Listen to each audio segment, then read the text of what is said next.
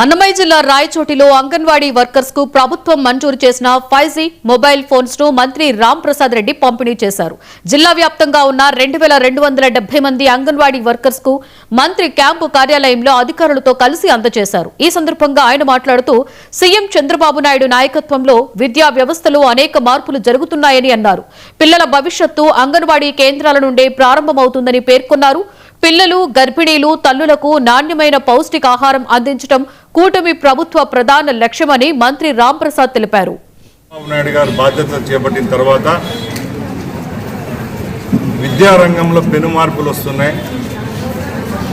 రాష్ట్రంలో ఉన్న పేద కుటుంబాల్లో వెలుగు నింపేదానికి ముఖ్యంగా పిల్లల యొక్క భవిష్యత్తు మొదలయ్యేది అంగన్వాడీ సెంటర్ల నుంచి. రాష్ట్ర వ్యాప్తంగా ఉన్న వేలాది అంగన్వాడీ సెంటర్లలో ఎక్కడ ఏ విధమైన చిన్న పొరపాట్లు లేకుండా పౌష్టికాహారం విషయంలో తగు జాగ్రత్తలు తీసుకుంటున్నారు.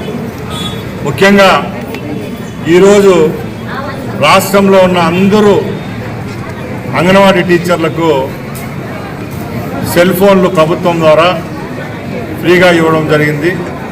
దానిలో భాగంగా అన్నమయ్య జిల్లాలోనే 2250 సెల్ ఫోన్లు డిస్ట్రిబ్యూట్ చేయడం జరిగింది. ముఖ్యంగా ముఖ్యమంత్రి గారి ఉద్దేశం ఒకటే, ఏదైనా కూడా ఈ ఆధునిక ప్రపంచంలో టెక్నాలజీని జోడించాలా, పిల్లల యొక్క భవిష్యత్తు కోసం వారి యొక్క జీవన శైలి అలాగే ప్రమాణాలను మెరుగుపరిచేదానికి టెక్నాలజీ కూడా ఉపయోగించాలని చెప్పి